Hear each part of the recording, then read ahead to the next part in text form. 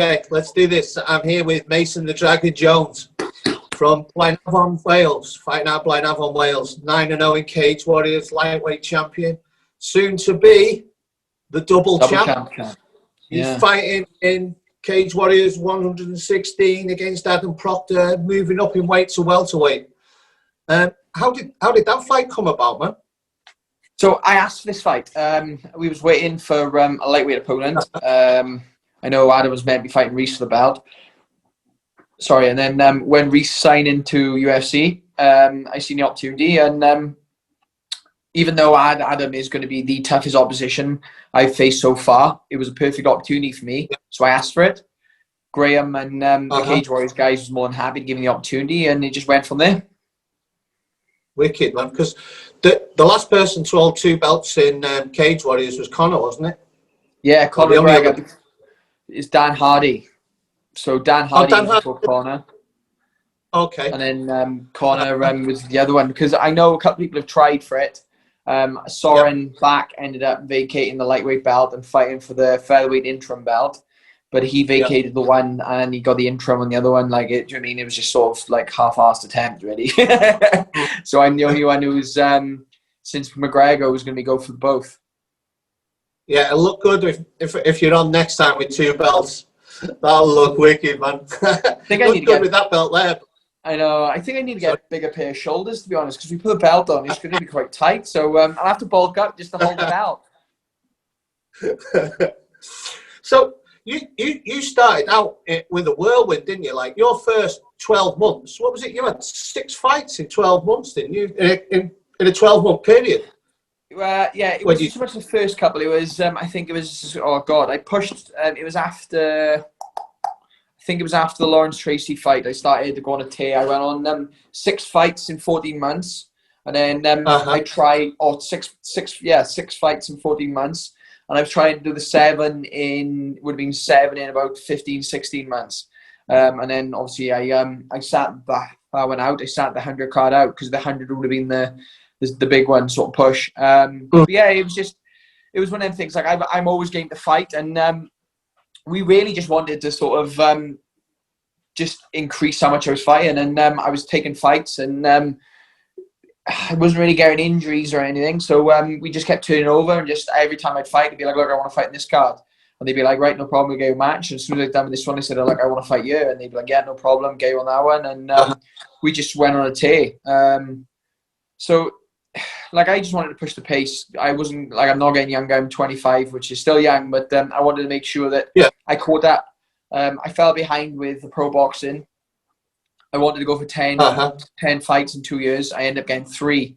I had 6 cancellations with different things and hold-ups with different reasons. So even though he was gaining, I just didn't get as much fight experience in that period of my life I wanted, so I made up for it. Obviously, the pace slowed down a little bit.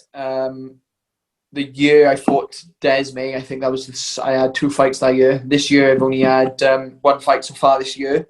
So if I get 2 fights out a year, I'm happy. Do you know what I mean? I'm fighting a lot higher level at the moment now.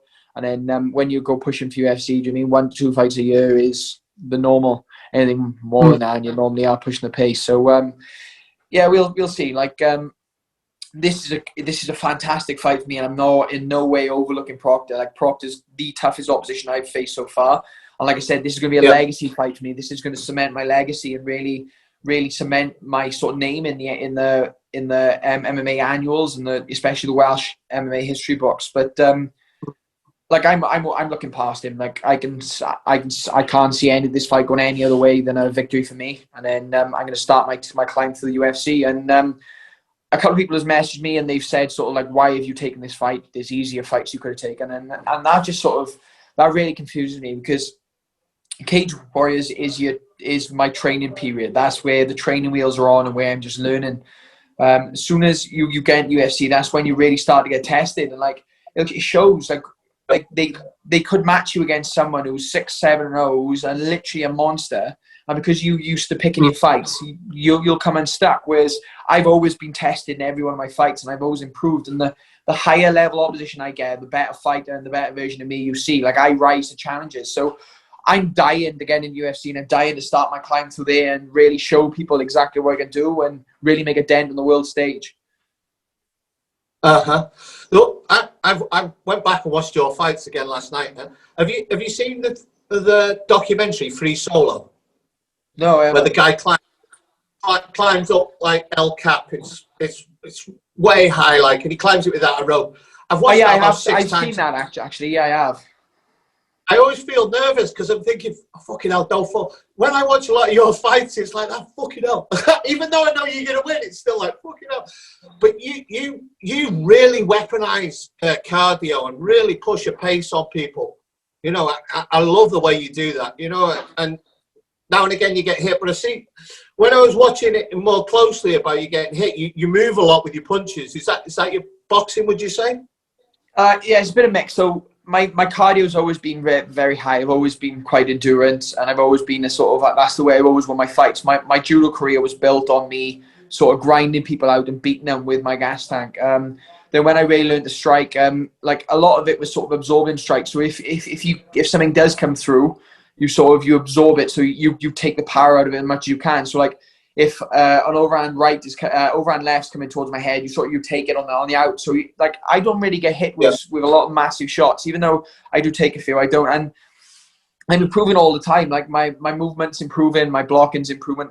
Blocking in MMA is such a different game because you can't just block a fight like you do boxing. Like it can't be just tight and take it because the power transfers through. It has to be absorbing and moving away from things all the time. So my game's always growing, it's always developing, but that's always been one of my strengths. Like when I went into boxing, that was the thing I struggled with a lot, was sort of my evading was always a lot weaker than my blocking. And then obviously when I transferred to MMA, it was a different game again. So my game's always developing, I'm always growing, I'm very hypercritical in my fights and my performances, and every single time you'll see a marked improvement and you'll see areas where I've developed.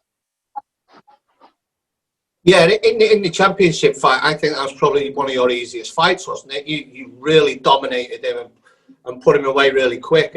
You've seen the improvement there. And how many people come to watch you? It always sounds loud when you're fighting. Well, in the Joe fight, there was no one in the crowd. It was a bit of a weird one, but everyone else, like I sell a lot of tickets. I have since I was boxing. I think the most I've sold was the last one. I think I sold 360 tickets for the last fight. But being Welsh, like everyone always supports everyone. That was a thing. So a lot of my sort of supporters were there to cheer for Jack, and a lot of Jack's supporters would be there to cheer for me. And like the other Welsh guys in the card, like I grew up training with a lot of them. Like Josh Reed's from the same town as me. Chris Edwards, he actually works with my dad. So like I've known Chris a long time, and like these boys, like I was in the first gym I was ever in when I was 7, was the same gym Jack Marshman, Jack Shaw, Richard Shaw was all in. Like we all come from the same sort of roots in the same areas, so we all sort of know each other and we all help each other out as much as possible, and we're always cheering for the other person for each other. So that's the way it's always been, and it's sort of like an in thing that Wales always support the Welsh, and we always push each other and sort of try and help each other as a sort of as a team to get better. Even though we are from different teams, like when it comes to UFC, you all fight under the same flag. Yeah. So you win this fight. Yeah. You're going to get picked up by the UFC, aren't you? You know what I mean? I know. I've seen you in other interviews saying I'll defend the belt and everything, but they're going to come knocking for you. If you're a double champ, I'd say they'd come knocking for you. Have you got someone in mind you'd like to fight? Would you prefer an older fighter with a recognised name or a young up-and-comer? What would you prefer? Well, they both got their dangers and their dangers and their sort of their benefits, because like an older fighter, I think they have more of an expired game plan. They're not as hungry a lot of the time, but then they have the old tricks, they have the old styles, and they're the type of fighters that you can't ever sleep on. Like they're the ones that you have to stay tense and tight around for the entire fight, because you can literally land them and dismantle them from the first round, and it could be the last 10 seconds of the last round they could catch you with something, and just they know how to capitalize. Yeah. Whereas younger fighters, they have that hunger and that drive, and I know that they're going to be working as hard as I am. They're going to be in the gym the same as I am, and they're going to be pushing the same as I am. So there's both benefits and negatives to both. But I don't really mind. I don't really like. I know everyone always gives the same standard 2 pence answer. I fight wherever I'm given, but I always go for big names. I always go for big fights. So when they offer me those fights, I always accept. Like, I know every fighter says it, but I've never turned anyone down. I've always signed wherever name's given to me on a contract, and like my name has been turned down multiple times, and I've been signing contracts left, right, and centre. But I've always looked for those good fights. It's the reason, like, the matchmakers in Cagewarriors always give me such good fights, because they know I'm game and I never say no. So it'll be the same in UFC. You'll give me a name, I'll sign it, and then I'll go in there and I'll just dismantle people, and that's the way it's going to be. That's the way I'm built to do, and that's everything I've practiced and sort of built into myself the last 18 years is all in the goals of just dismantling people. So whoever they give me, whoever they want, I'd love to fight. But I don't know, I think I would prefer an old vet. Like, they have the name behind them, they have the experience, and they fought the guys. So you can take someone like that, it sort of adds the mantle. Pardon, I had a look at the I had a look at the lightweight rankings last night to see who's available, who's not got a fight coming up. So tell me who you'd like out of these: Guida, Miller, Johnson, McDessie, Trinaldo, Quinta, Medeiros.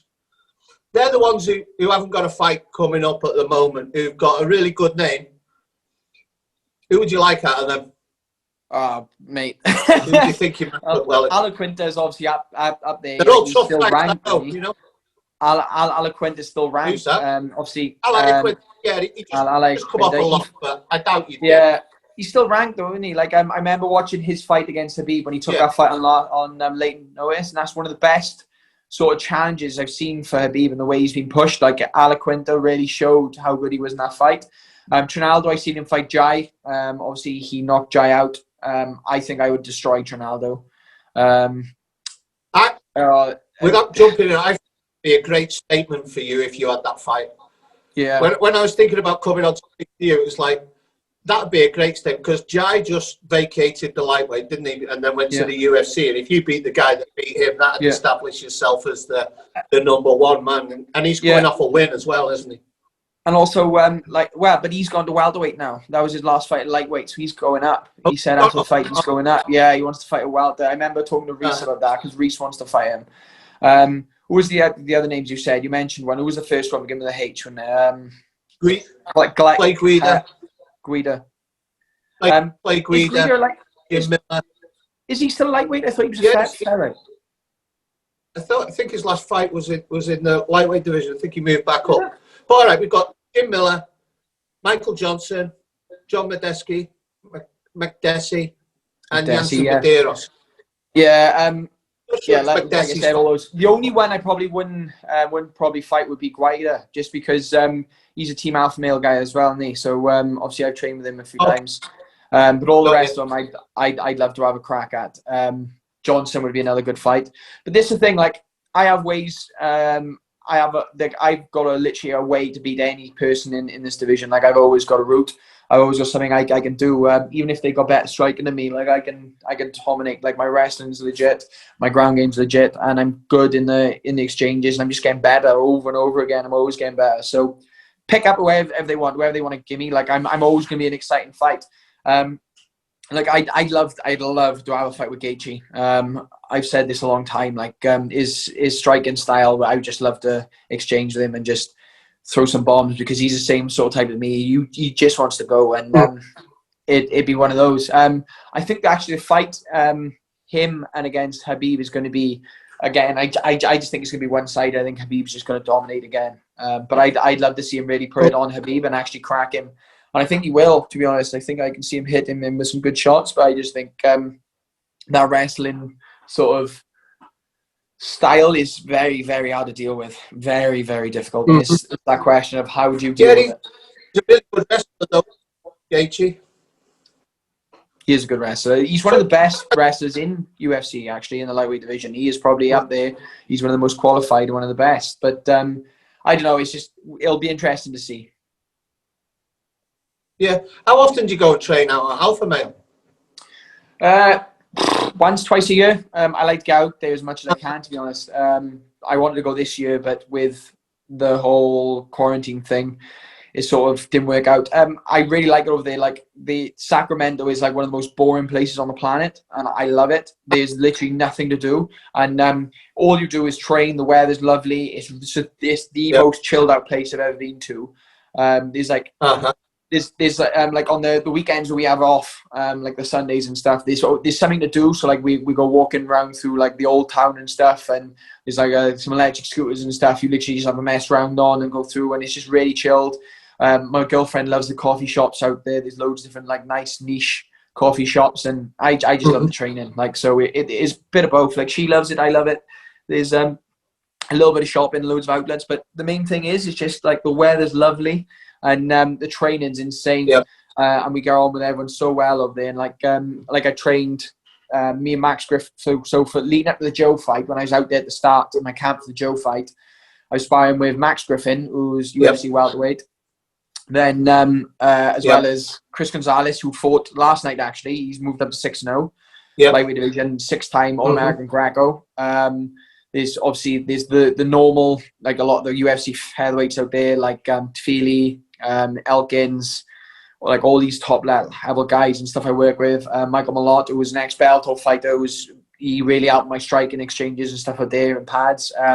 He's got Slava, who's just fighting on LFA again. Like, he's a world champion kickboxer. He's got unbelievable striking as well. Me and him have some tear-ups. And then Tawfiq, who trains out there as well. So I can't ever say his name, but Tawfiq is the risen lightweight champion. And I remember when he was training for that fight, at the end of 2019, I was out there the same time as him, and I was pushing, and we had a photo, and I remember the quote for the photo was the future risen lightweight champion and the next Cagewarriors lightweight champion, and the two of us worked out. So like, that's the thing, like the high level training there is legit, and it was just the exchange and stuff. Like, like at the time I was keeping up with those guys, and I know like I give me a year and I'll be able to just walk through these people, and like that's the mentality you have to have. Like, training partners one day, but you have to be ready just to step it up. And that I know that the way I am now, this is the best I've ever felt training wise, and performance wise. Like, I'm sparring with world champion boxers and world champion contenders in boxing. I've got like legit wrestlers here. Like, I've been doing a lot. My MMA sparring with people like Lou Long, you know what I mean? He's 88, 92 kilos, just pure muscle, Bellator, really good wrestler. Aaron Khalid's really helped. Like, these are the guys I'm really pushing with. These are the guys I work a lot with. I got some good MMA sparring in, and this is probably one of the best of my MMA sparring, to be honest. Everything's coming together, and I feel so good. And it's just going to show, like, September the 26th, when that comes, I'm just going to put on a performance the lifetime. How's your boxing changed? How's your training changed because of COVID? I've heard a lot of people saying the camps are more focused on themselves now instead of just being at the gym. Is it like that for you, or is it always like that for you? To be honest, this is the first time where it's actually been like that for me. So I've got a good setup. So I don't train out of one MMA gym. I train out of a couple of different gyms. So to be fair, I get a lot of priority anyway. They're really good with the way they spread stuff out. But like, I've had a lot more people pulled in to sort of one of the gyms to spar, and they've sort of pulled a lot more people in, and they've used this to sort of draw more people in, which I always feel like a dick, because we've always had a conversation where it's like, you ask people to come down and then you have to pay their petrol money and stuff, and you're like, oh, I don't know if I can. But now, because of the draw of the belt and stuff, we got more people in the gym who are interested in working, especially with COVID. COVID's actually helped in that regard, because a lot of other people's gyms have been closed, whereas I'm a professionally signed contracted athlete, so we've been able to open and run through. So even though the classes I've been running, we've had sessions just for me running. I had 2 weeks off after the Joe fight when the COVID hit, and then I had the keys to the gym and was training on my own. Like, I can't have time off like that. So we just kept on the quiet, and I was training through. And then one of my coaches, who's blessed enough to he lives with his girlfriend, neither of them at risk. They are happy to, not happy, but they were able to stay away from their family and anyone who was at risk. So they sort of isolated. So they were happy to for him to train with me. So me and him was doing kicking sessions twice a week. And then he was padding me once a week, just normal sort of freestyle kickboxing pads. And then I was doing 2 sessions a week on my own. I was walking the dog every day, 5 days a week for 8 kilometers. So she's only a little Frenchy as well. So she loved it, but God, I nearly walked the back legs off it. And then I was banging she was like that. Oh, mate, she was dead. Like, we'd walk and she'd love it, and then she'd come back and sleep for ages, and the next day we'd walk again. But because the weather was nice, like it worked out well because it wasn't too hot. It was just nice enough to get in, and like because we was going quite early, like I had a good sort of thing running, and then my boxing coach ended up coming back. My Thai coach was back for my boxing coach. Actually, he started coming down and traveling to the gym for me, my boxing gym, just to do pads with me. Fair play, because he runs a taxi business, so he was on. To be honest, they were off with the COVID stuff as well, so he was able to spend a bit more time, and sort of he didn't mind. I was trying to pay him petrol money, and he kept abusing me because I kept trying to give him money. Because my coaches are all good like that. To be fair, none of my coaches are really taking money off me. They all see the vision and they all believe in the end goal. So they're all happy enough to help boost me up, which works well for me. But the main thing I sort of struggled with was my S&C. Actually, this is the longest time I had off with my strength conditioning. Like during COVID, I lucky enough to have this sort of home gym, so I did a lot of my own lifting. But it's a lot different to sort of lifting yourself even with a program than it is to sort of have someone there overseeing you, because like I go into the gym sometimes, I'm like, look, I've been kicking a lot. My like Friday was a good one. I went to the gym, I said, look, I'm knackered. I said, I'm so tired. I said, I'm struggling. I was like, my adductor's tight, my hip flex is tight, my hamstring is tight. And he was just like, look, no problem, we'll do a mobility session. So we really worked, loosened some stuff up, did some explosive stuff, some solid strength work, and then that was me done. So it's good to be able to say, look, this and this is hurting me, or this is what's burned out from training. And then he's like, no problem, we'll just do this, and this, and then add this in to work with this. And like I've got a good strength conditioning coach who's really flexible in that, because there's no point being rigid in that, because like anyone go to the gym and just do Olympic lifts. Like I go in there. I remember when we're off season, we do really push it. So like I'm deadlifting like 260 kilos. I can squat like 150, 160 kilos. We really push those. Like obviously we're not cleaning, we're not doing snatches.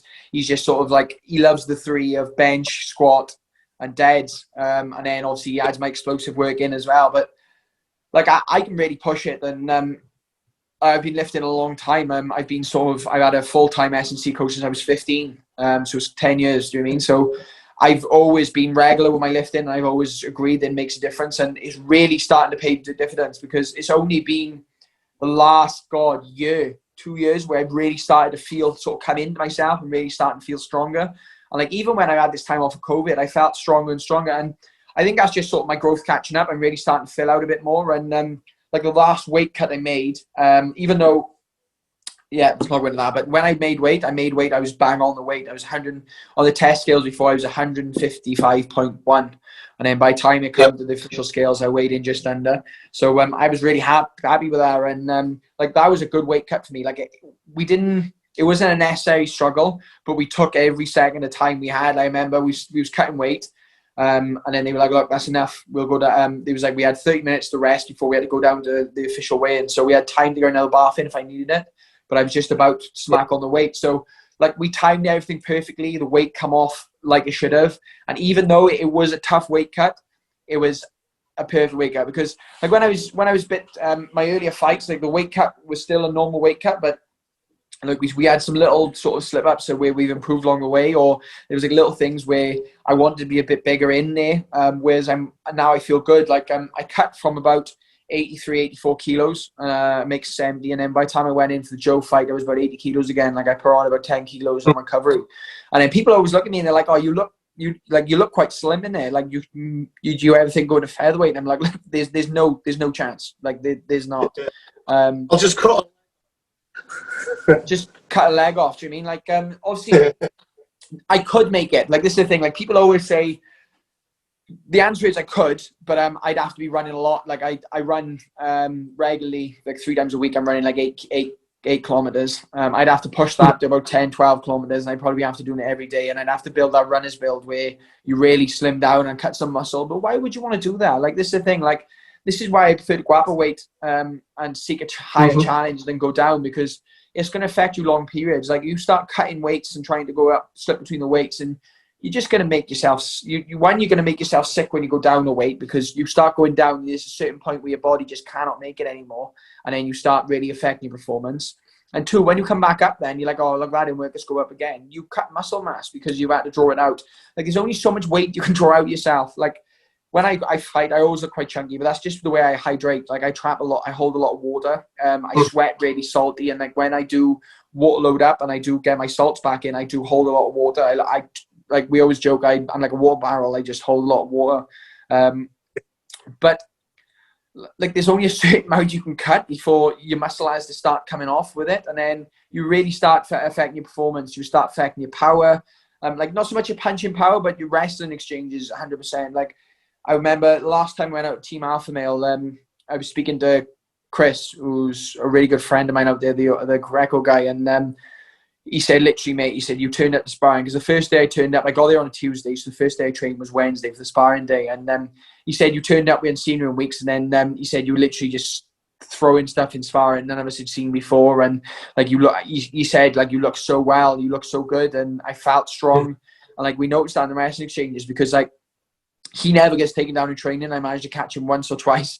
Obviously, he threw me everywhere after that. But like, when you're training with legit wrestling guys, like, that's what you need to be doing. Like, I train with wrestlers. I try and wrestle. I train with the strikers. I enjoy my striking. You train with the guys who are really good ground game, and you put yourself in those positions. Like, that's what you do. I love being uncomfortable. I love it when you finish training and you feel sick.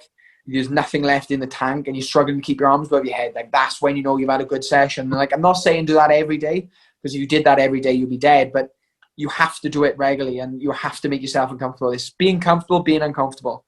And that is the way that, like, people like Habib, like, you watch him and he's so used to making people uncomfortable and staying in his comfort zone. He doesn't gas.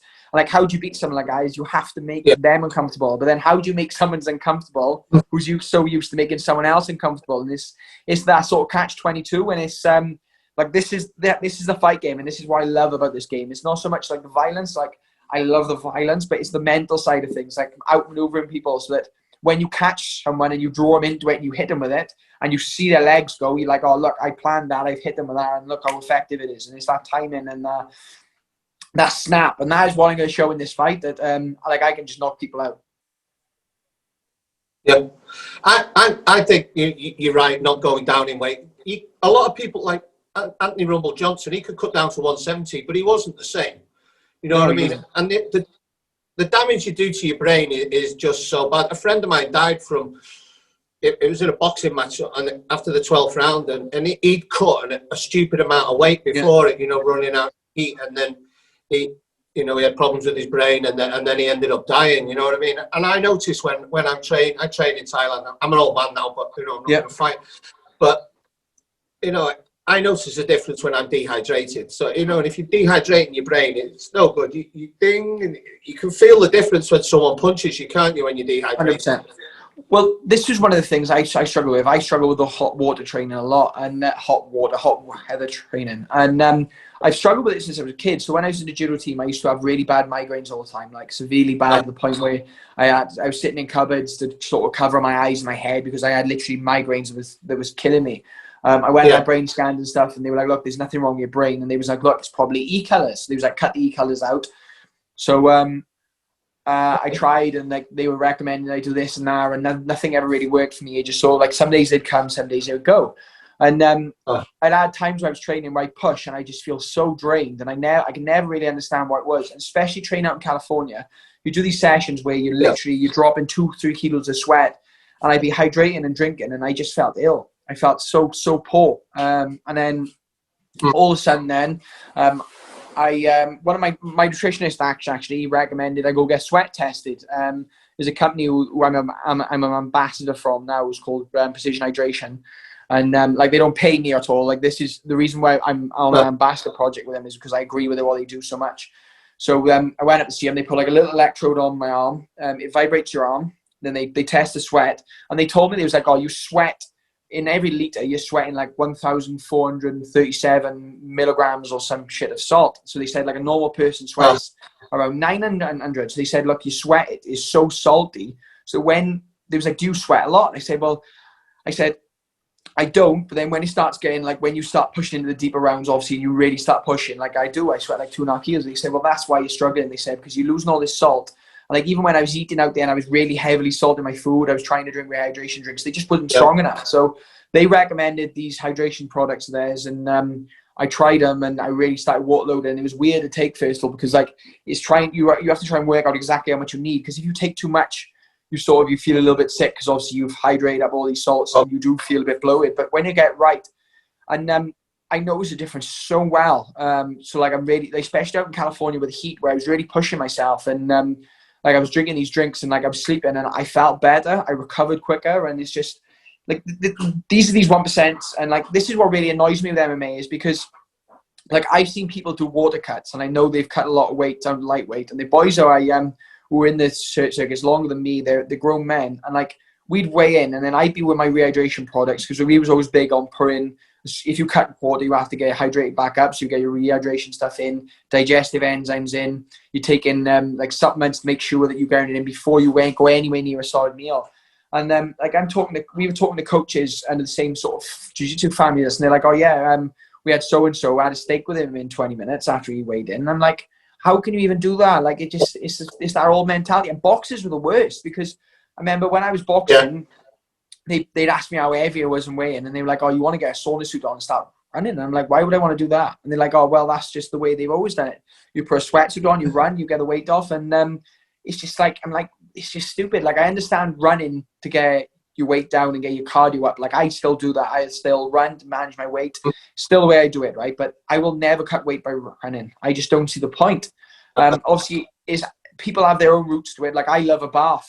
And I know some people prefer saunas, some people prefer sweat outs and stuff. And it's just like, that's all hell and good. But you're like, I'm sitting in a bath, I'm relaxed. The weight's coming off. I cramp a little bit, but by the time I hydrate, everything's been rested. You're still working your muscles. Like, that's all well and good. But by the time you weigh in, you still burn calories as well. Like, you're still using energy reserves you don't need to have, the energy reserves that you're already running empty on because you've been fasting, and then you're burning them out, and then you're trying to get solid straight back in, rather than obviously protect this. And that's the big thing. And and like, obviously, I know that I'm cutting like, I don't know, 10% water mass. So obviously, by the time we fight, even if it's 36 hours later, I still know that I probably am going to do a little damage to my brain. Like, but with the MMA checks, like the new safe MMA regulations, where, like, I've got a brain scans today. I'm going at 1 o'clock to get my brain scan today. So like, they're really tight on the checks. I got my medicals are so religiously tight.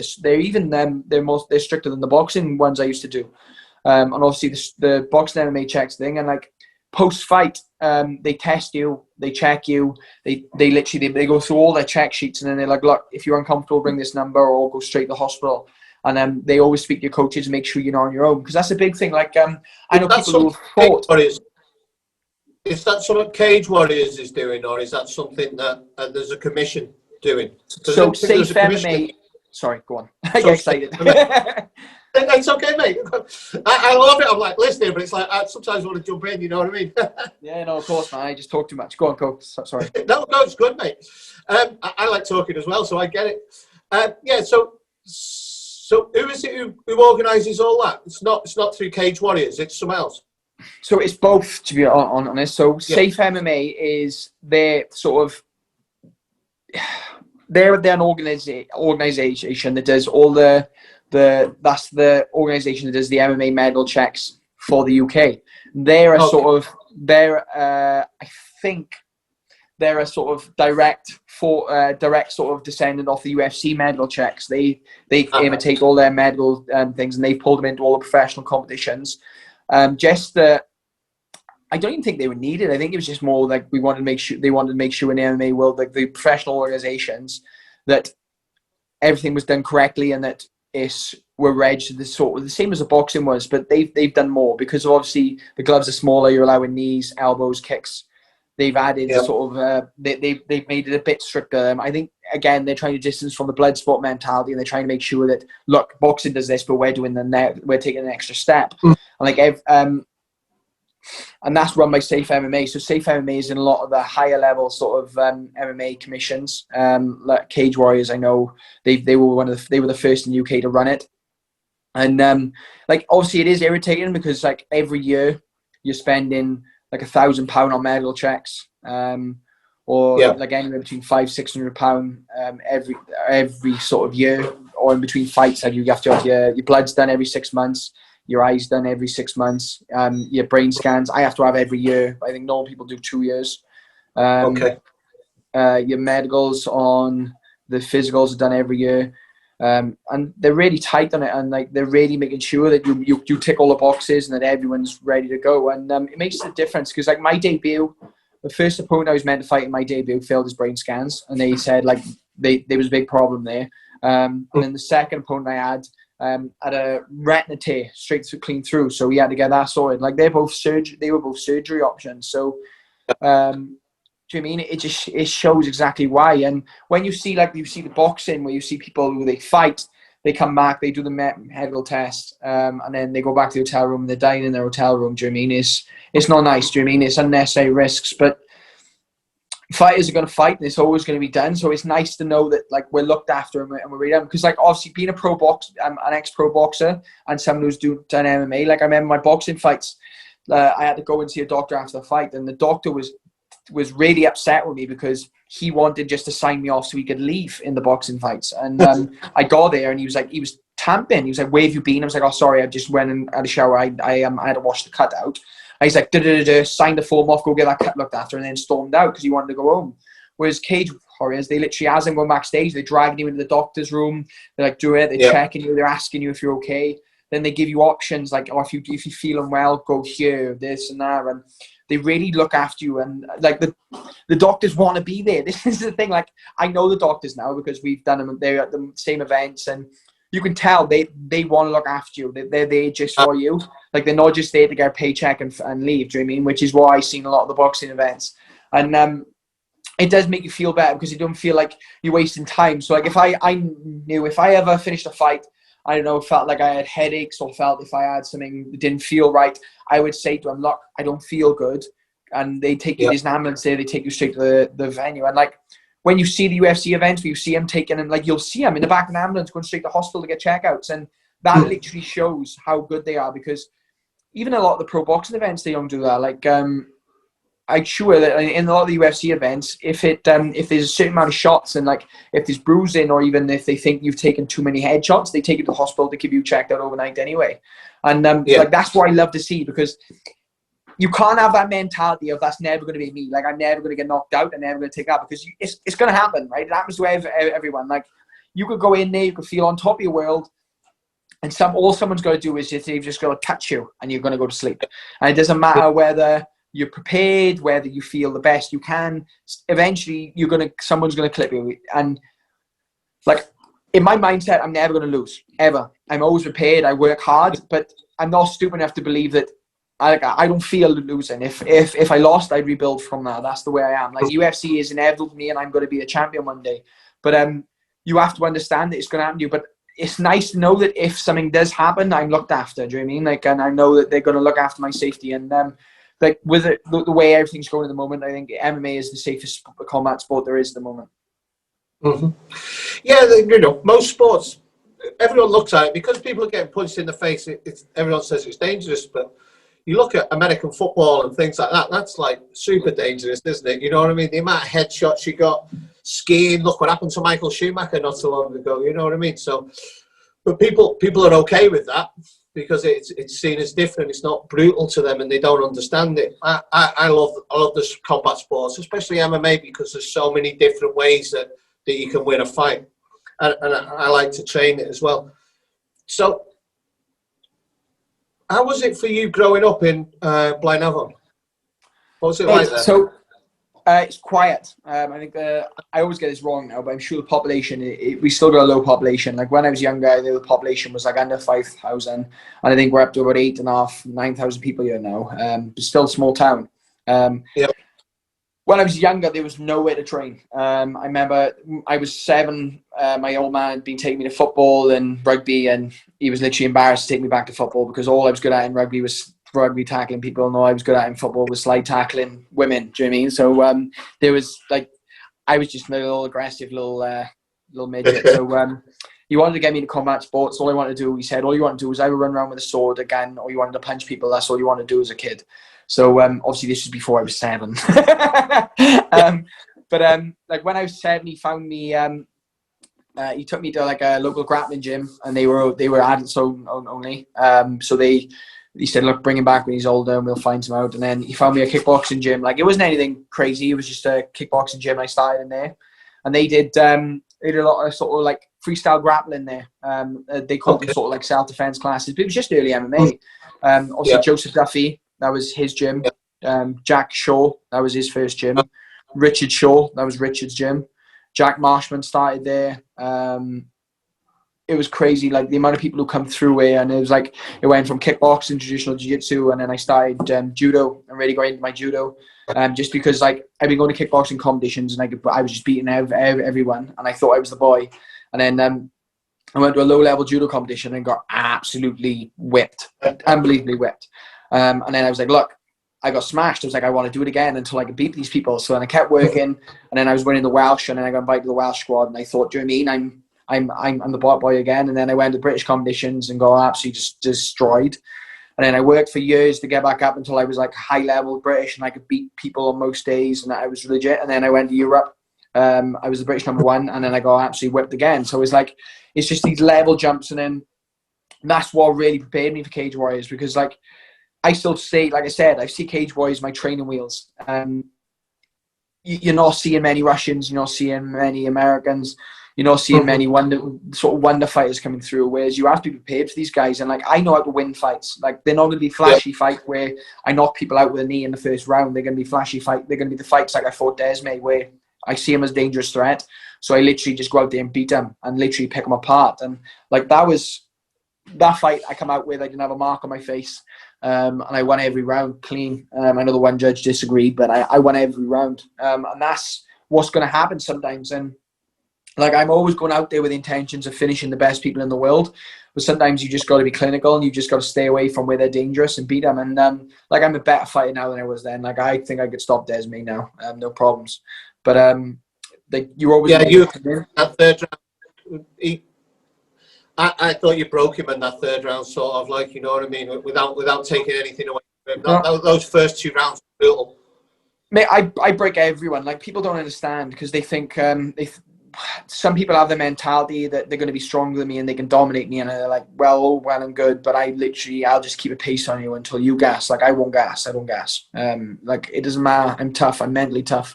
Like, I've been broken more times than people have understood. Like, when you go away and you just get whipped all the time, you get used to being in it. Like, I'm comfortable being uncomfortable. That's the thing. And I'll always get back up, and I'll always put it on you. And like, when people end a round where I've been dominated them, and they see me laughing at them, and they're lying down against the cage. Like, that's what broke Desmay. I remember we ended the first round, and he was starting to blow a little bit, and he laid down against the cage, and I just stood there laughing at him. And then we did another round, and I started grinding him out, and then I dropped him 3 times within 2 rounds, the first 2 rounds. One with my hands and twice with reverse side kicks.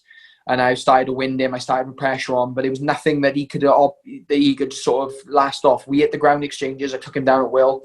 And then whenever he started sort of feeling like he was going to come back out, I got back to my feet. When he took me down, because he was very strong. Like I said, I used to deal with welterweights. I remember he closed the hands and cleaned me out.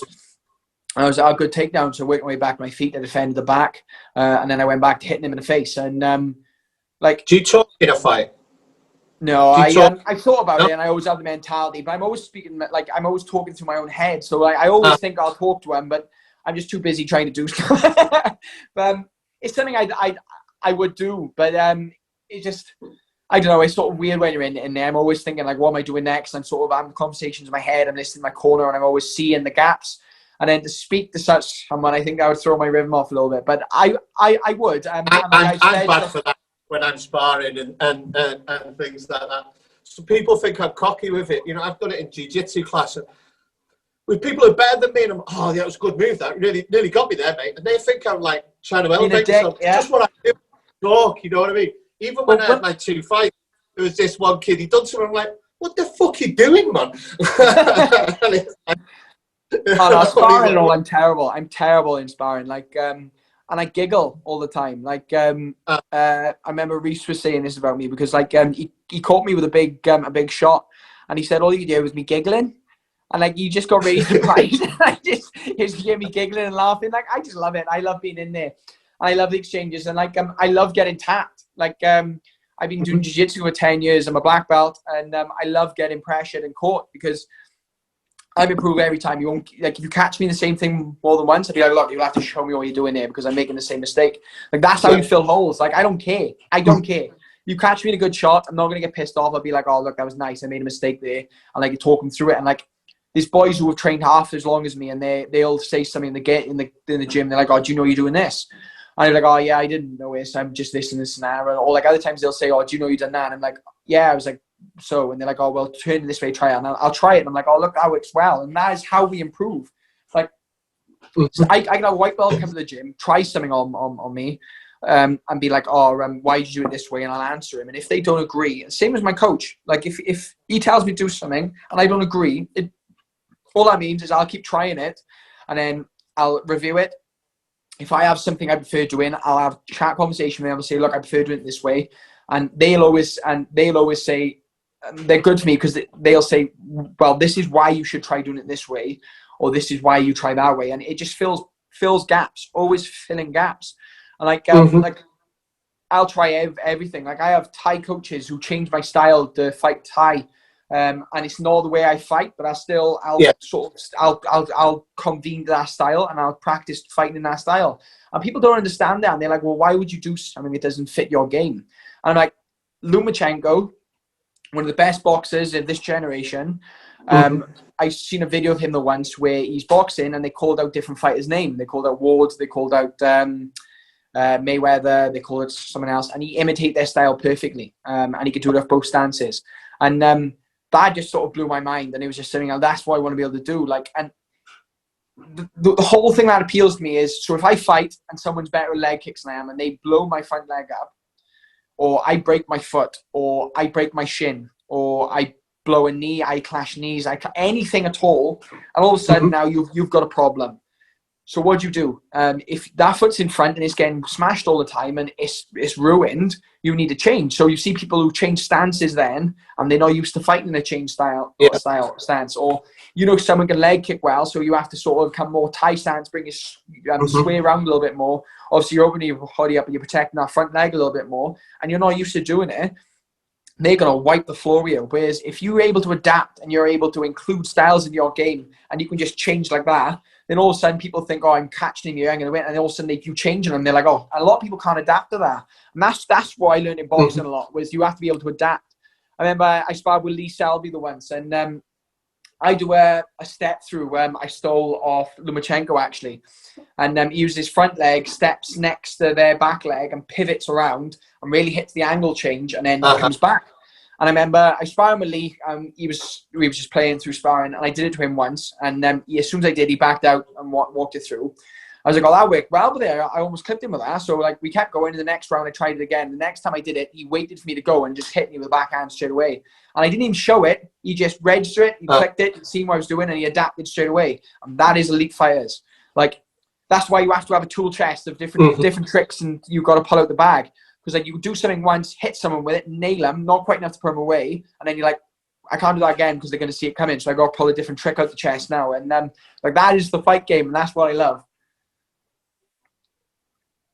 Yeah, because like, there's a few things you said, like about fighting Thai style. If you've got that front leg really light, and people are trying to do calf kicks, it doesn't work, does it? You know what I mean? You don't see calf kicks in Muay Thai. No, you don't. You know what I mean? Your front leg's light, and also like that stomp to the knee, which everyone moans about, oblique kicks to the leg. That doesn't really work in Thai fights so much. It's adapting your game to what the other person's throwing at you, isn't it? Yeah, and then it's sort of like I love throwing calf kicks against Thai fighters, but I do it in a way so I try and go, you have to get the angle around. Like, people just think they can stand there because they're so used to trading, and they sit there, then they throw it, and then the front leg's there. But you have to add in the movement, like you have to step around. So if that front leg is turned this way, you have to get around their angle. And I change my foot to a sort of like, like an ice axe, like a pick, so this shape. So I round my foot when I kick. So it's literally, you're kicking people a lot of time. You're kicking people like the instep, but it's more so the top of your foot. So rather than use my shin, I'll kick people in the calf with like the top of my foot, like an ice pack. So when I step it around, you're sort of coming around and you're hitting the calf with sort of this shape of your foot. And it's sort of coming right round. And that's how I land against a lot of the Thai guys. But then all they need to do is literally, as you move, they have to move with you and then throw that big right hand. And then all of a sudden, then you can't do it so much and you have to change. And the same as that oblique kick. Like, I love oblique kicking people. But like you said, if you've got a Thai fighter who literally just Thai checks a normal kick and raises their knee up, then all of a sudden you can't oblique kick them. Because every time you go to oblique kick them, they're raising their knee's pressured, and then you're kicking a solid knee. But then all you do then is you hit them, you get them to step towards you. And as you step towards them, you put a kick in when they plant that foot. Yeah. And then they're like, well, they have to change it then. So then they start doing the Max Holloway when he fought Volkanovski. Do you see the march? Where he marches forwards? March, and then he's kicking. Yeah. So like all of a sudden you can't kick the knees, you can't kick the calves because he's marching. I do. But then you have to work something else up. Then you have to start stopping them with side kicks or throwing teeps to the face or start throwing those high turns, or even just start mixing your hands in more. And like, this is the fight game. Like, it's chess, mental chess. Always there's a reaction to a reaction, and then there's another reaction, and you just have to be able to develop this game. And it's like sometimes I'll spar. Like, I love calf kicking people. Sometimes I spar and I won't throw a calf kick at all. And I'll try and if I can't do that, what am I going to do? I have to build a game without it, because sometimes you rely on moves so much that when you can't throw them, like I remember I learned this lesson a lot, because one of my fights, I really blew my foot up. And I went back sparring after. I was having one of my training partners. And my right foot was really swollen and bruised. And I think it was after the Desme fight. I was really struggling to kick with that leg. So I had to adapt to it. And I was like, I don't really know what to do. I can't throw my one leg. Well, what am I going to do? And it's like, well, adapt, change, find a different way. And that's the way my fights go. That's why I love fighting so much, because every single one of my fights, I adapt and I improve. Every single one. There's never been a fight where I haven't learned anything. Yeah, I really noticed it when you fought, who's that kid that you fought, the whatever it is, Machita. He come at you with the karate style. It looked like it took a little bit of time. I know it was an early fight for you, but it looked like it took about half a round before you got him sussed out. Well, I literally, with that fight, that was, we did the face-to-face, and the guy was mental. Like, you know when you look in someone's eyes and you know someone's wild? And we did the face-to-face, and I remember looking at him like this and going, right, yeah. And you could tell he wanted it. We both smiling. And as soon as he walked away, I looked at my corner team and I said, this is going to be over in one round. I said, either he's getting knocked out or I'm getting knocked out. I said, because tomorrow he's coming right at me. Because I could tell. Like, he was looking at me and he was literally saying to me, I'm coming for you tomorrow. And I knew. I know it sounds like people have said it before, but we had a conversation. What am I going to do when he comes straight at me? And I remember we worked on stuff we had in the camp and stuff. And we knew he was going to be high-paced. I remember he came at me and his pace was so quick. And those kicks, like, I worked a lot more, actually. It was after that fight, I managed to rotate my body a little bit more and bring this elbow in a lot tighter, because I was sort of out like this. My elbow's a little bit wide.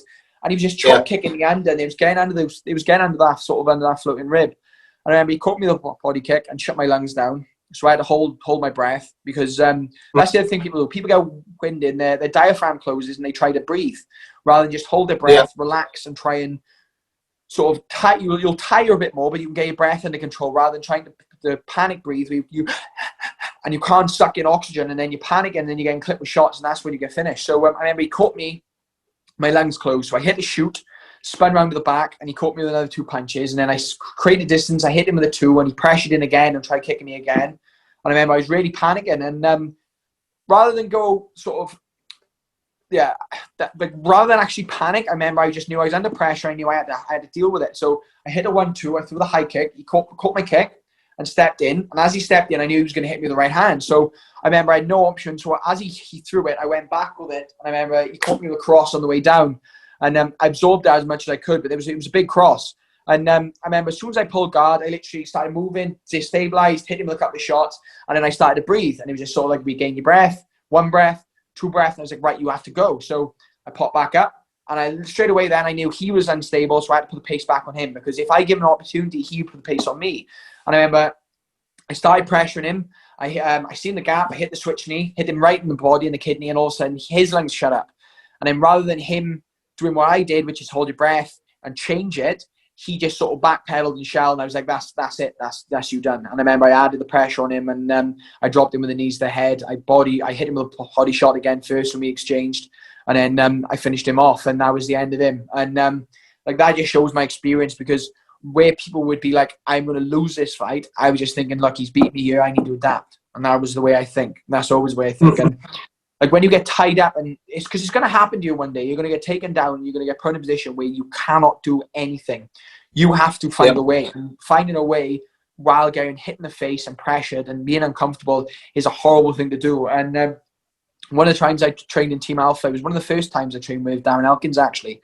I like I said, I was a legit jiu-jitsu guy, so we ended up in the ground exchanges, and I let him work and I relaxed. And like with Darren Elkins, you cannot do that because he's the only person I've ever trained with where, you know, when you relax a little bit, so like they take you down, you go, if you do that, you've lost. It's too late because he'll just settle, and when he settles, you can't get him off. And I remember we ended up a welterweight where he back mounted me. I had 2 hooks in and was just literally just dropping shots down. And I remember shelling, trying to destabilize a leg and working. And they were on me going, move, you have to move. And he was just dropping shots left, right, and center. And like, he didn't give me a breather. He wasn't like, oh, I'm landing here, I'm gonna. He knew like that was the best way for me to learn. So I got absolutely beat the shit for like 3 minutes. I finished that round. Was sick, I think, after the round.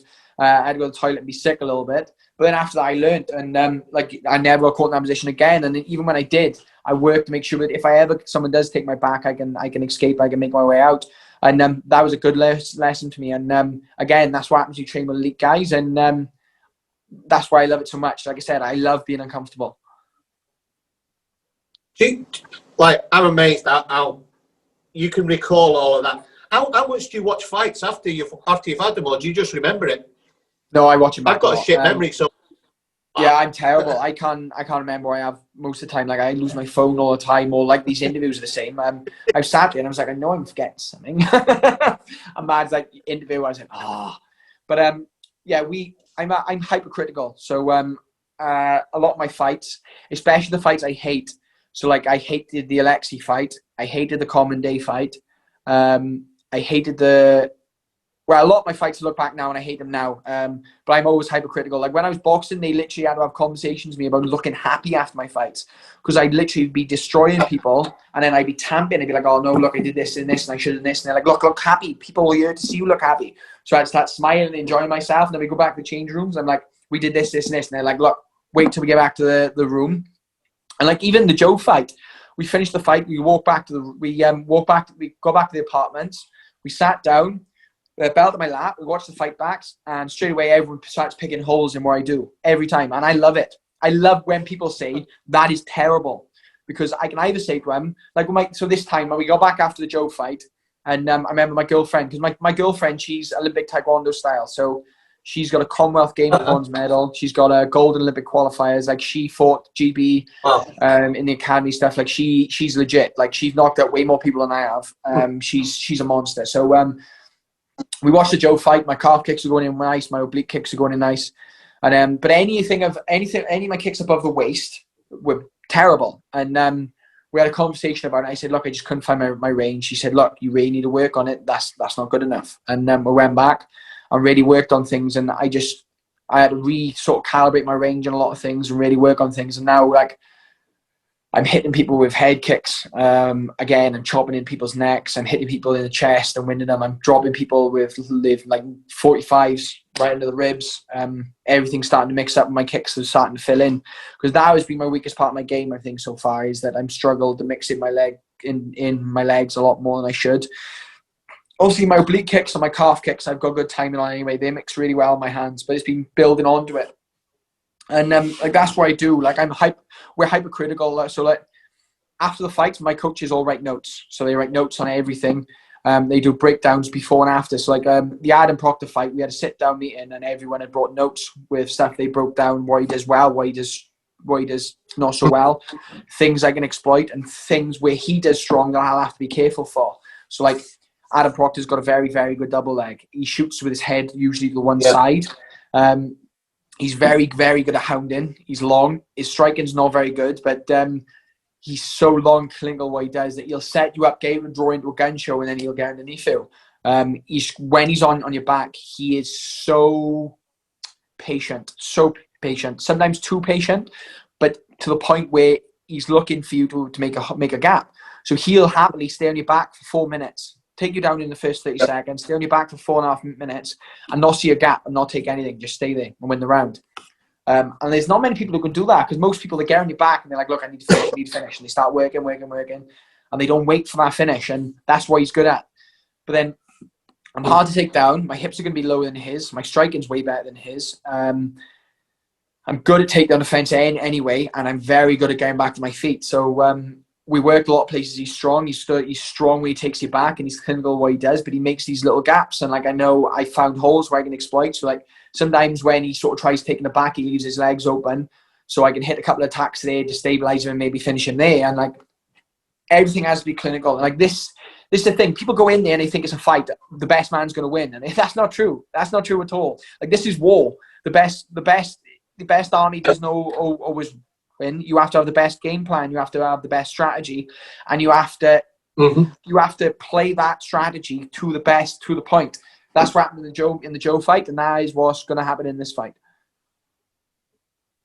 Yeah, I was watching some of his fights last night as well. Like, and I'm guessing he's going to try and take you down, try and smother you on top of you. You know what I mean? He is quite upright, isn't he? When he's fighting, his head's up in the air. Yeah, feel like me, but his arms are not like that. Yeah, so I'm guessing he's going to try and do that to you. So, when did you get your dangerous? Go on. Where he's dangerous. Sorry, I'm talking over you again. Just before the fight, I think. I don't think it was after, because of the lockdown. So yeah, it was just before. So all I wanted to do was, before I turned 25, it was on my goal board. I always wanted to have my PGA black belt, and I wanted to win a Cagewarriors world title. So they surprised me with my black belt. My coach actually did me dodgy, because just before the grading, a couple of weeks before the grading, he gave me another stripe on my brown belt. So it was like I'd had 2 stripes, and he said, "Look, you're doing well. Keep it up. Another year or 2 and you'll be ready." And I was like, "Yeah, perfect, thank you." And then like, we ended up grading like 2 weeks later, and they gave me my black belt, and I was like, "You bastard." But yeah, that's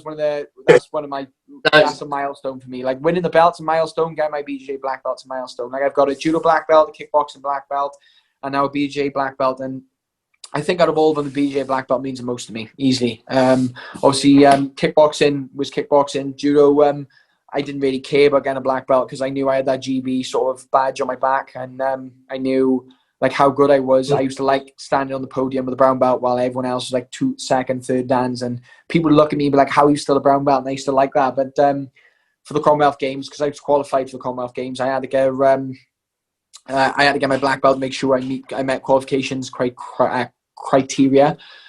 But the BJJ belt, like, that was a goal I had, and I managed to achieve. And just sort of like, it's another sort of stripe to your cap. Do you mean another sort of something that in your reservoir is something that gives you a bit more confidence? And when they added this belt on, and they gave me a week's notice to fight for the belt, like, that was just the icing on the cake, because I fought in March and my birthday was April 26th. Yeah. So I was like a month from my birthday. I managed to meet both criterias, and both of them were surprises. So it was nice.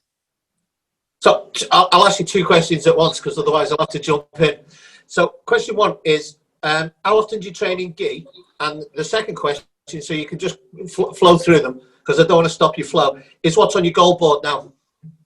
Right, so question 1, I don't like training in gi so much. Like, I trained for so long, from the time I was 12 to the time I was probably 20. I was training regularly in gi all the way through. Even when I was pro boxing, I was still training gi all the time. So when we're out at camp, I train once a week in gi. When we're in camp, I still train once a week in gi until we're about 8 weeks out, and then I switch to no gi. Switch entirely to no gi for about 6 to 8 weeks, and then as soon as we're done, I'll be back in the gi. And we always have a joke, because I always moan about being in a gi now, where I used to be so comfortable in it, and now I hate it, because just all the bigger lads always hold on to you, whereas in no gi, I can just slip around people all the time. I'm like a little snake, slipping around people and sliding around them and tying them in knots. Whereas gi, they're always holding on, and I'm always stripping grips and targeting wrists and hands and trying to get them off me. My goal board now is sign with the UFC, earn sponsor salary of $1,000 a week. So I want to build my sponsor salary up. Obviously, win the lightweight world championship, which I did. Build my Instagram following up to 10K. before the end of the year and get signed before the end of the year. That's the main ones on there. Like I've got loads, and I need to update it actually, because a lot of them I've started ticking off now, so I need to rub it out and update a lot of them.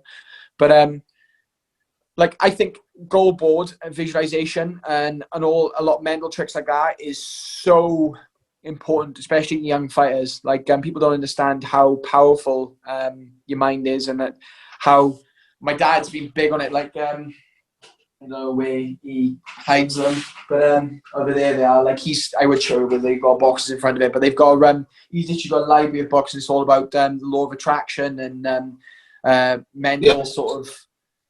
It's everything to do with visualization, and it's how he said like he achieved his goals. Now, like even when he was younger, he didn't know he was doing it. He still set goals and goalposts and still did it. And like even though he didn't do the visual board, he still had him in his goal. And he said like he made mistakes because like he set too strict goalposts. Like he said he wanted to earn a certain amount by a certain age, and he said like if he shouldn't have done that, he should have just said like he wanted to achieve them there, and he could have done it earlier.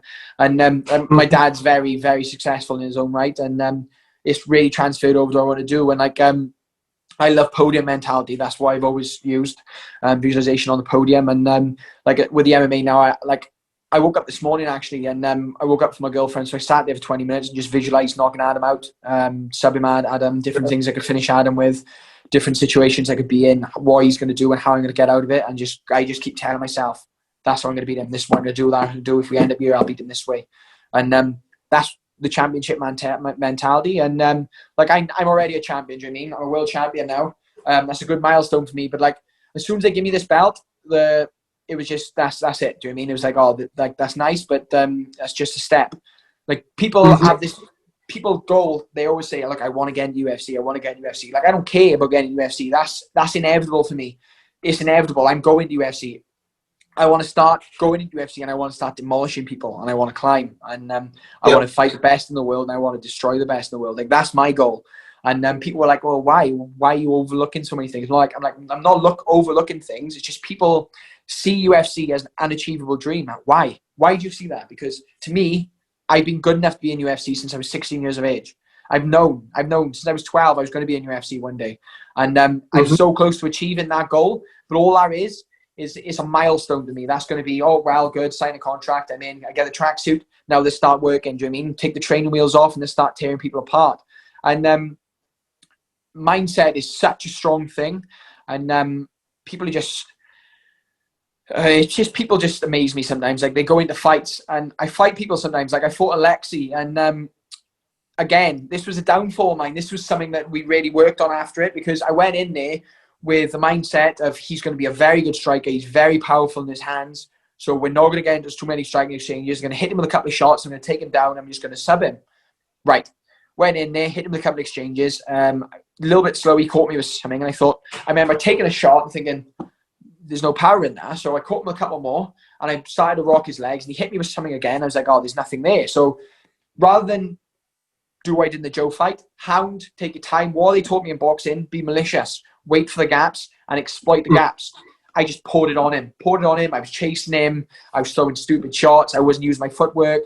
I was just pouring into him. And I remember every time I thought I'm going to have to back off, I'd rock him or something, and his leg would go, or he'd start sort of like dipping and diving, and not in a good way. And I was thinking, I'm going to finish him. And then all of a sudden, then I could feel the blood dripping down my face. And I was like, how did that happen? When we watched it back, he threw 2 shots, and they wasn't even good shots. He just literally, as he called, just nipped me. Just ends the gloves. As I rocked in, throw something and nipped me. And them little gloves is just split. So I took him down. Took him down at will. Worked down position. Worked to the back easy enough. And then couldn't finish. All the jiu-jitsu stuff I'd be doing finishing didn't work.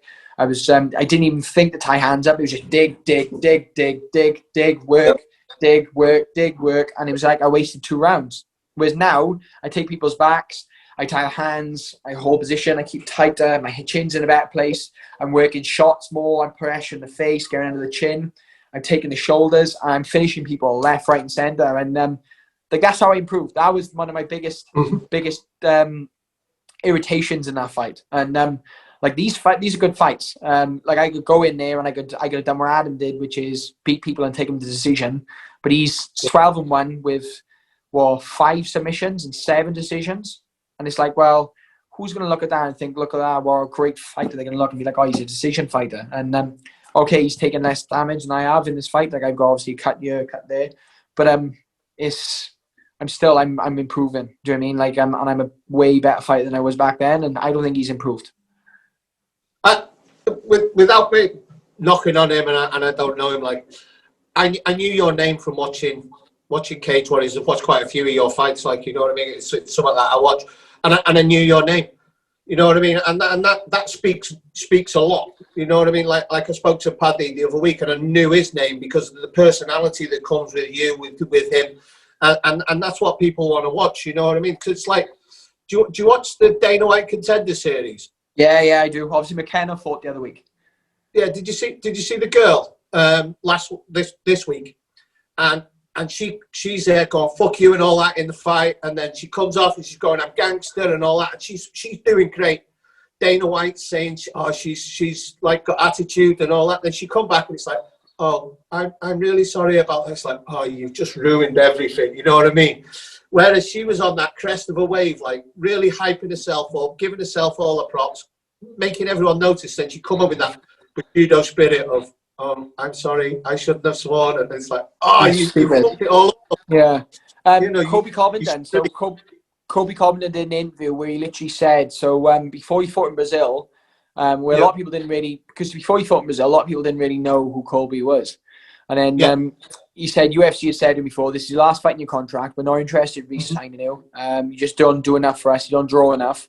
We're not interested. So he said he was pissed going into that fight because he was sort of like, I'm just going to go into this fight and I'm just going to prove UFC that I'm good enough. And then they can sort of fuck themselves sort of thing. Sorry, my language. And he literally... He did the fight, and then all the Brazilians, he beat a Brazilian, they were booing him and stuff. So he started literally just ripping into all the Brazilians and all the crowd to the point where I know he'll never be able to fight in Brazil again because they might be shit again. They don't let things go.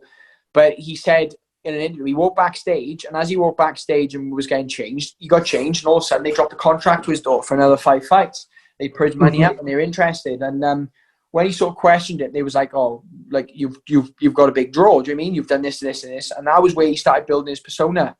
Masvidal with the old baptism thing. Like I remember his story about how he ended up something happened and he ended up getting stuck in a hotel or something for 2 weeks. I don't know the full thing, but he ended up getting stuck somewhere for 2 weeks.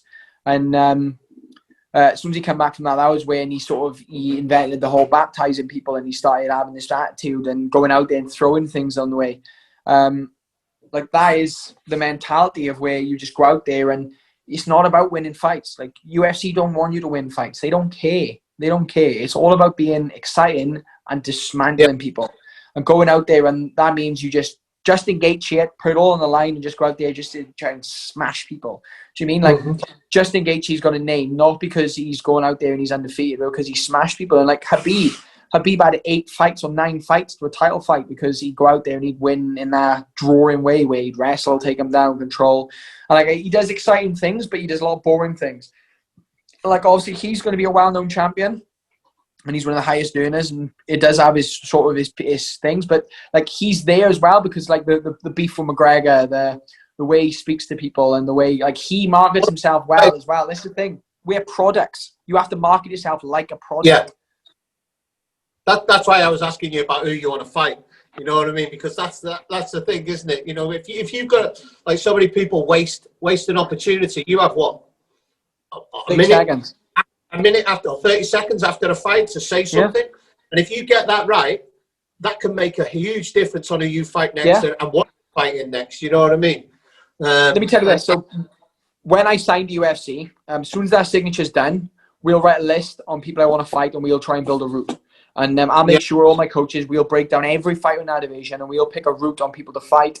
And rightly or wrongly, obviously, sometimes you can make it more difficult for yourself. Sometimes you can make it better for yourself. But if you're doing the right things and calling people out, you can get quicker fights, 100%. Yeah. And like as a UFC fighter, you want to fight because UFC can leave you on the roster for 2 years and not put you in, or they can put you in for 3 months and then you want to fight again for 12. So you want to make sure that you're doing the right things. Like you said, you're taking the opportunities to make noise and make waves. Like the McGregor thing, the reason he did it is because he did the Mystic Mac. he called for the 50k bonus after he knocked him out, and he always had a high liner or something that was fast and quirky and everyone liked. Like, it makes t-shirt sales, and it's like, you have to make noise and you have to make people take notice, and you can't just be going in there going, oh yeah, I like fighting, I like to hit people, and everyone's they just go like this. So I mean, you have to make people take notice. I'm looking at the card this weekend, and it's like, and I watch a lot of UFC, and I don't know half of the people on it, which isn't good. You know what I mean? Considering how much I watch it, and it's like, because they just blend into the background, because there's how many fighters? About 6 fighters there now. Did you see about a week or two ago? The UFC game got announced. The UFC game got announced. Well, Jack Shaw put a post out saying, "How the hell is what's his name? Who's the wrestler? What's his name? The wrestler who moved across, and they thought they built him like a next big thing from WWE, and he absolutely bombed out. What's his name? Brock. No, not Brock. Brock didn't bomb, did he? A more recent one. What's his name? You will when I say his name. Yeah, I should imagine. But anyway, I'll come back to it now when I think. But he ended up he said, "How's he in the game and not me?" And like loads of the WWE fans were like ripping into Jack, and I think he had like one of the posts he put up in like an MMA page, like reposted it, and everyone was like slating him and saying like who the hell is Jack?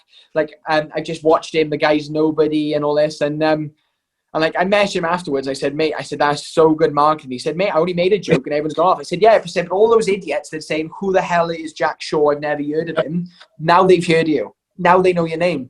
One or two of them, or probably every out of three, every two of them is going to go and watch one of his fights. Or they're going to look at his record and they're going to see his fights and see him take people apart. And they're like, oh, look, I've heard that name now. Or they may not even know. Subconsciously, they've just heard the name. And then the next time he knocks someone out or he finishes someone spectacular in the card, they're going to be like, oh, that's twice I've heard his name now. And they're going to be like that, clicking on. And that is the way to do it. What's his name? I can't even look at my phone. The computer's locked. CM Punk. CM Punk, yeah. Because because he replied to one of the posts and he commented on the post and said, like this was a joke, got taken out of hand, like I've got nothing but respect sort of thing. And CM Punk commented saying, hi Jack, big fan, looking forward to your next one. And like he messaged him back, and he had loads of messages off that. So like marketing wise, that is such a good move, because like for me, this fight got announced against Adam, and I had within 12 hours I had 300 new followers on Instagram, which doesn't sound like much, but considering I was sitting on 7,000 followers, now I'm nearly up to 8. Like, it's a big difference, because obviously my growth rate increases. So when I hit 10, I'll start to grow a lot faster, and I can start building up, because like to me, building my Instagram up is going to be my retirement fund. If I can get a big following on Instagram, that's a retirement fund, because the amount of money I can earn, there's some marketing platforms. So if I wanted to make my own brand of cars, then I've got a marketing platform to push it. If I've got like 2 million people following me, then one, that's 2 million people who see it, and two, the more people who click it, then the more people it spreads to, because if you like it and I know 10 people follow you, then that will come up in their recommendations. So you've liked it, so they'll like it. And it's like, it just spreads. So for anything I want to do, this is a massive thing. Yeah, Paige Van Zandt was making more money out of Instagram, so she was saying, wasn't she? Well, look, I don't think you should say it though, because BKB, do you know what I mean? Now she's with the bare knuckle boxing thing instead of Bellator. She's cut from UFC. But like Cristiano Ronaldo earns more money from Instagram than he does from football. But you never hear him saying that, do you know what I mean? Because he won't want to turn around and be like, oh, football's crap, I can earn more money from Instagram. Because all you got to do is have some of the fans turn around and be like, oh, well, if that's what's going to be like, all the team, because someone gets offended and they could cut him. Like, obviously, he's the best in the world. It's not going to happen. But you don't have to say it, do you know what I mean? Like, people don't know, you shouldn't really be going out and saying it. Oh, I don't need to fight because I can earn more money from Instagram. Because they're like, right, fine, you're not that good at fighting anyway, so off you go, trot away. She was going to leave anyway. I think she was just making that, wasn't she? You know, but you're talking about your dad. How much of an influence has he been on your life? Sounds like quite a lot. Good, yeah. A lot, yeah. So obviously he took me to my first couple of gyms. He was the one who pressured me into going to judo. Before you say he pressured a kid to go to judo, it was just like I was happy with my kickboxing and stuff, and I thought I was going to be the complete package. I mean, at 12 years of age, you think you know everything anyway. So he bullied me into going, and it was one of the best decisions I made. He used to take me to the Welsh team. Used to drive me up and down to Cardiff, which is 40 minutes away. So he used to drive me there and back twice, 3 times a week. Used to drive me to my competitions all over the UK. Anything I needed, he'd take me there, sort me out. He was one of my first sponsors, actually. So when I was in the judo, they said to me, look, if you stop doing MMA and you train for an extra day or two in judo, we'll pay you £50 a week. I was only 16. I just left school. And I was like, look, I can't. This is what I want to do as well. Like, my judo coach, no, the only reason I was doing judo was because I wanted to go to MMA. But because I worked hard and I trained hard, he sort of let it slide because I worked harder than everyone else. And but they couldn't pay me through the Welsh thing. So he was like, look, it's like, you keep doing it the way you want to do and I'll pay you. So he covered the £50 a week, which is just enough so I'd have money. Because I was living down there after I left school. We'd stay on Mondays and then we'd come home on Thursday nights. They'd stay down there till Friday night where I come home and I train 2 days a week. And then I do session on Saturday and then rest Sunday and back down on Monday. Or obviously we'd compete over the Friday and Saturday. But like I kept working and I kept doing what I thought was best and it's worked out. But like people always thought then you had the odd people who'd be like, oh, look, you've been given things in life. Like you got taken everywhere and you had the help, that early sponsorship. It was like, what are you going to do with £50 a week? Do you know what I mean? Like I was 16, we left school. Some of my friends went into jobs and was earning, do you mean they were earning £300 a week straight off? Whereas like now I'm starting to earn a bit more money, but I'm still not earning loads. And like I got some of my friends who are on unbelievable wages. Some of them are earning, oh God, plus 50 grand a year. Do you know what I mean? And I'm there with my with my sponsorship money and my fight purse, and it's not a point. Do you know what I mean? Like I'm gonna be that'll come. Like money's just another way of keeping score.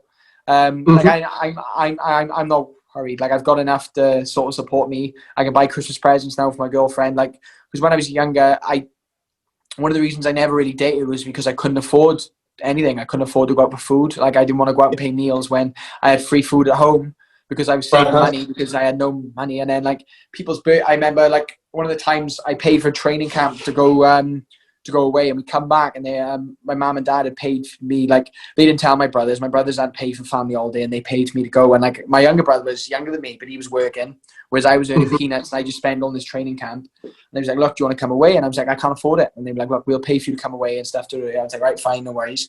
So my brother and his girlfriend go, my older brother, my younger brother and his girlfriend go, and then my two younger siblings as well. But the two with couples, they were out, and like every time we go food, they're like, oh, I can pay for mine. And my younger brother would be like, yeah, we can pay for ours. And I was just there going, because I just couldn't afford it. I had no money, do you know what I mean? So like they were all offering. I was one of the people who go to the toilet when the bill comes, do you know what I mean? But I spoke to my dad and I said to him, I said, look, I want to offer to pay. I said, it's not that. I said, I just really can't afford it. I said, I can't afford to come on this trip. And he gave me shit, but because my dad's answer to everything is, if you need money, make more money. And I say, well, I'm not working. He's like, well, find a way to make more money. And that was where he's always been. Because if you want something and you want something enough, you just have to find a way to make money. And that's really cemented in my head that if you need it, you just need to make more. And like people look at some people look at me like, well, what do they mean? Like I've got bills that are crippling me, and they're like, well, find a way to make more money. And they're like, well, tell me. And I'm like, no, if I'm telling you, then you don't need to find it. You have to find your own way. And like a lot of people I know, a lot of really well people, they're that type of people. Like I got told a story by one of my sponsors. So I normally wear tatami jumpers. I was, like I said, I was a bit rushed. Tatami sponsored me, and one of the owners of tatami, I remember they was when I get on well, like they sponsored me for a long time, and they come down. The owner did because he's best friends with my coach to fit new mats in the gym. He brought them down himself, and they were out fitting them. Just because he was friends with them, obviously he's loaded. He don't need to. He just did because he wanted to. But he was telling us, he was saying, so there's two partners. There's anyway. But just in case you don't want me saying, but the two partners, and the one was saying that the other one, his missus wanted to go shoe shopping over Christmas. So bear in mind, he's loaded. He's got Tatami's a massive business now. He earns good money. Do you know what I mean? He's loaded. But his girlfriend his wife dragged him Christmas shopping with her. And every time she went in the shoe shops, he'd go straight to the sale rack, found all the men's shoes, all the women's shoes in men's sizes, and he'd buy all the ones off the sale rack. Anything that was on sale in a men's size, he'd buy. So he kept buying these trainers. Well, not trainers, it was like high heels and sort of women's shoes in men's sizes, and kept buying them up.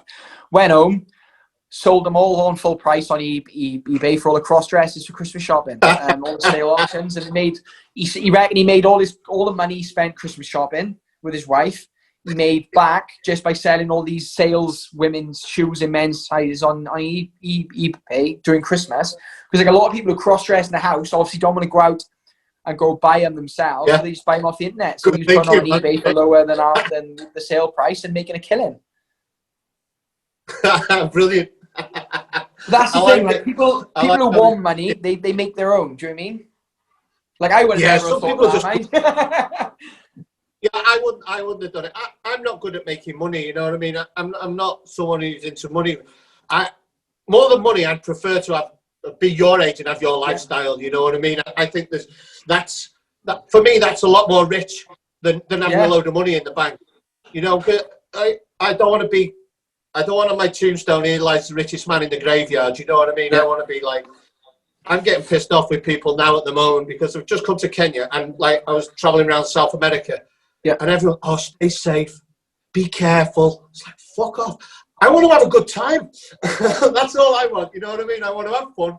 I want to have a good time. I'm not going to try and do something stupid, but I want to live my life. Yeah. And that's why I'm talking to people like you, because you're living the life you want. You know what I mean? You're following your dreams, you're going for it, and you're succeeding as well. Yeah. So when I was 17, same sort of mentality as that. I had a couple of things where I didn't really know what I was doing. I had a little injury, so it means my judo career I had to make a decision about an exit plan a bit sooner than I was prepared for.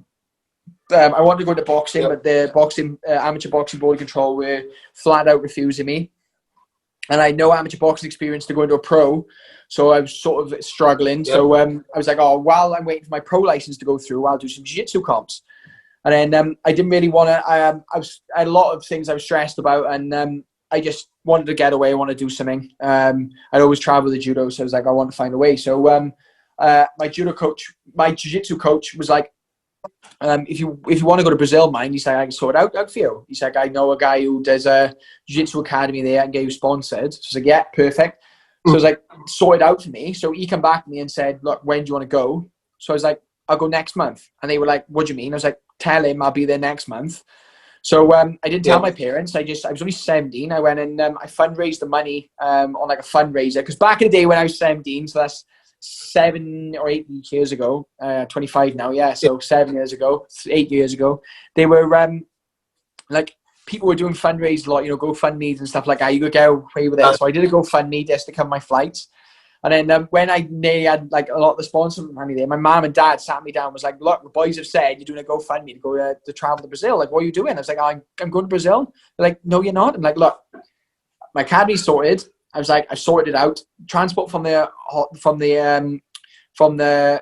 airport sorted. I said, I've raised enough money for my flights. I was like, I've got this amount of income, which literally is with the exchange rate. I said, I'll have this amount to survive on. I said, everything's sorted. And they were like, we don't really want to go. And I said, look, I'm 18 soon. I said, I'm old enough to go. I said, I'm going. And they were like, right, no problem. So they didn't look into it. And I just sort of went. I surprised them with it. And they always say now, like, they don't even know half the stuff I got up to out there. They said, like, if we'd known, we never would let you go. But, like, because I'm really blonde and, like, this is me tanned. I don't really go, like, dark. And I used to ride this push bike because I was training in a Thai gym. One of the gyms they sorted me out for Muay Thai because I wanted to do striking out there as well, was at the bottom of one of the favelas. So it was rough. Obviously, it wasn't in the favelas. I wasn't crazy enough for that, but it was just the bottom of one. So it was rough. So I used to ride. I bought a push bike out there, and I used to ride the push bike 30 minutes from the accommodation in Baja, which is really posh, posh for Rio. Mm-hmm. It's like a posh part of Rio, down to where the gym was. And I remember I trained there for 3.5 months, and as I was cycling down the once, well, it happened to me twice actually. You get a lot of Brazilian men hated the gringos, the foreigners, and because I'm white, I never really tan. I was bright, bleach blonde. I used to get knocked off my bike deliberately, so there'd be cars literally flying in my bike and running me off the road. So a couple of times I was diving in bushes and all sorts. And I was only 17, getting knocked off my bike by these things. I remember a couple of times I come back, and one of the times I come back, and like my wheel was flat and buckled a little bit. And he was like, "Oh, what happened?"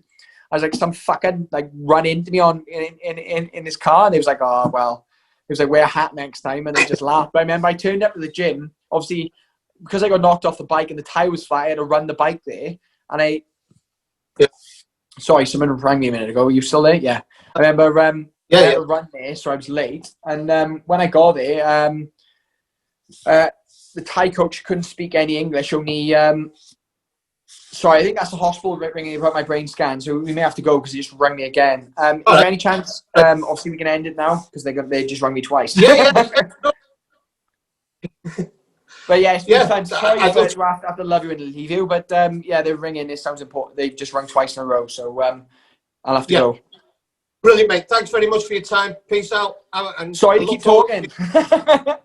After this fight, we'll do another interview. After this fight, we'll do another one, and I can talk crap to you again. I want to hear that story about Brazil. All right, peace out, man. Thanks very much for your time. Thank you. Bye. Good luck.